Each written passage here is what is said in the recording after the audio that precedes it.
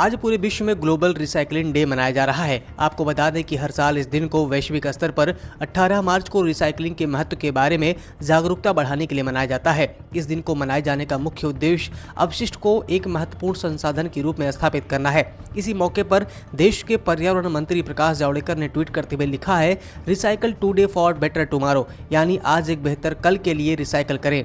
उन्होंने साथ ही एक पोस्टर शेयर करते हुए लिखा है कि reduce, reuse, recycle, recover is the new मंत्र। पर्यावरण विशेषज्ञों ने कहा है कि वायु गुणवत्ता के मामले में दिल्ली की स्थिति बेहतर बनाने के लिए क्षेत्रीय स्तर पर प्रदूषण के सभी स्रोतों से निपटने की जरूरत है। टेरी के निदेशक सुमित शर्मा ने कहा है कि दिल्ली में PM 2.5 की कुल मात्रा में 20% औद्योगिक क्षेत्रों से आते हैं। इसलिए ये जरूरी है कि पूरे दिल्ली NCR में सभी उद्योगों को गैसीय ईंधनों से चलाया जाए। उन्होंने कहा कि परिवहन क्षेत्रों में सार्वजनिक परिवहन प्रणाली को बेहतर करने, निजी वाहनों का इस्तेमाल घटाने और परिवहन के साधनों का आधुनिकीकरण करने की जरूरत है। केंद्रीय प्रदूषण नियंत्रण बोर्ड के पूर्व लैब प्रमुख दीपांकर साहा ने कहा कि धूल प्रदूषण समूचे उत्तर भारत में एक बड़ी समस्या है।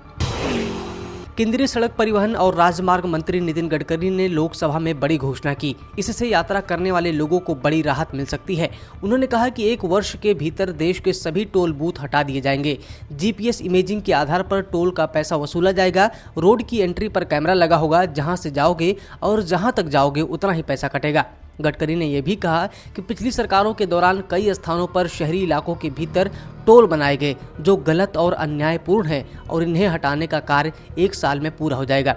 आपको बता दें कि टोल हटा लिए जाने से वहां पे जाम की समस्या खत्म हो जाएगी और उससे होने वाले प्रदूषण से निजात मिलेगी।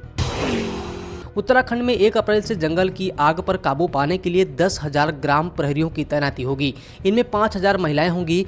वन विभाग ने इनके करीब 7 महीने के मानदेय के लिए 40 करोड़ रुपए का बजट जारी कर दिया है। वन मंत्री हरक सिंह ने बताया कि कैंपों के मानदेय के तहत फायर वॉचर तैनात किए जाने हैं। इसके लिए 40 करोड़ रुपए का बजट जारी किया जा चुका है। हरक सिंह ने अधिकारियों को पर्यावरण निदेशालय को जल्द से जल्द मजबूत करने का भी आदेश दिया है। उन्होंने कहा कि शीर्ष संस्था के रूप में पर्यावरण निदेशालय का गठन कर लिया जाए।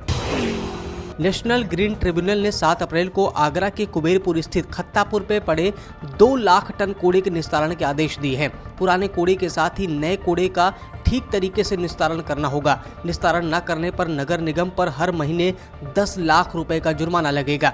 वहीं छावनी परिषद को भी निर्धारित अवधि के भीतर पुराने कूड़े का निस्तारण करना ही होगा। लापरवाही बरतने पर हर माह 1 लाख रुपए का जुर्माना होगा।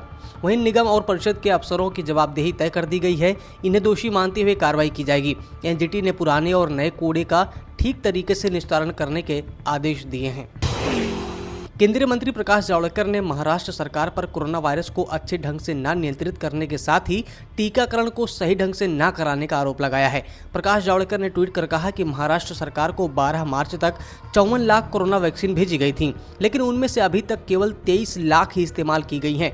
56% वैक्सीन का अभी इस्तेमाल नहीं किया गया।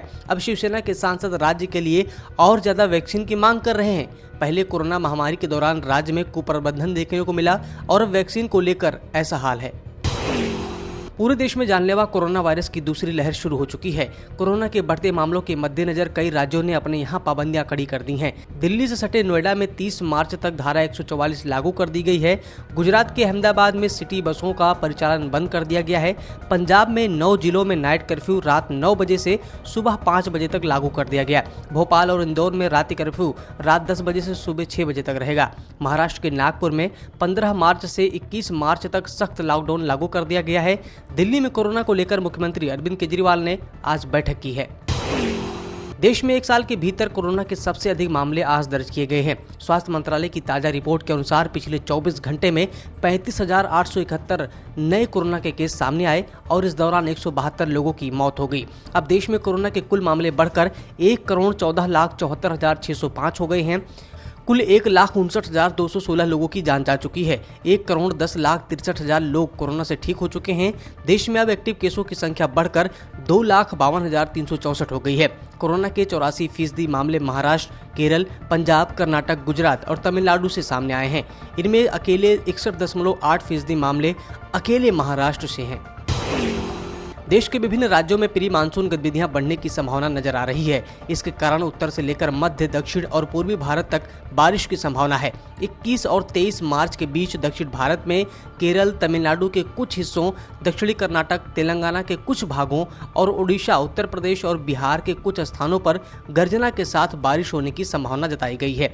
दिल्ली में 18 से 19 मार्च के बीच गरज के साथ बारिश होने की संभावना है। पश्चिमी हिमालयी क्षेत्रों में 18 मार्च को तेज बारिश व बर्फबारी होने की संभावना जताई गई है।